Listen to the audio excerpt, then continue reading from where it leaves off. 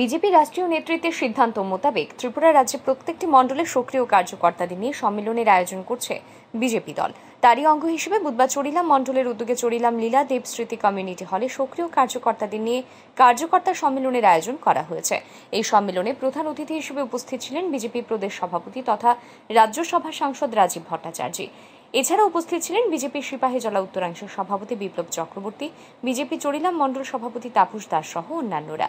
সক্রিয় কার্যকর্তাদের নিয়ে এই সম্মেলনে মূল আলোচ্য বিষয় ছিল কেন্দ্রীয় এবং রাজ্য সরকারের বিভিন্ন জনমুখী প্রকল্পগুলির সঠিক বাস্তবায়ন এবং বিজেপি সরকারের উন্নয়নমুখী কার্যকলাপগুলি জনতার নিকট পৌঁছে দেওয়া।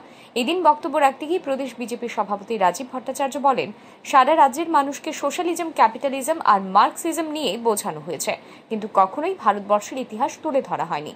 মাতৃভূমিকে ভালোবাসা, মাতৃভূমিকে রক্ষা করার মনোভাব গঠন করার বিষয়ে কখনো আলোচনাই করা হয়নি। কিন্তু ভারতীয় জনতা পার্টি বর্তমান প্রজন্মকে দেশের ইতিহাস সম্পর্কে অবগত করার লক্ষ্যে বিভিন্ন উদ্যোগ গ্রহণ করছে। সেগুলি জানে না হয়তো। আমাদের কাছে ইতিহাসটা অতদিন বিকৃত করে আমাদের সামনে রাখা হয়েছে। আমরা কি পড়েছি? সোশ্যালিজম, ক্যাপিটালিজম, এগুলি সোশ্যালিজম, ক্যাপিটালিজম, কমিউনিজম এগুলি আমরা পড়েছি। কিন্তু আমাদের কানে যে ভারতের যে ইতিহাস, যে আমাদের যে রাষ্ট্রভক্তি, রাষ্ট্রের কথা, সেটা কোনো সময় রাখা হয়নি। আমাদের কাছে বিকৃত করে ইতিহাসটাকে রাখা হয়েছে।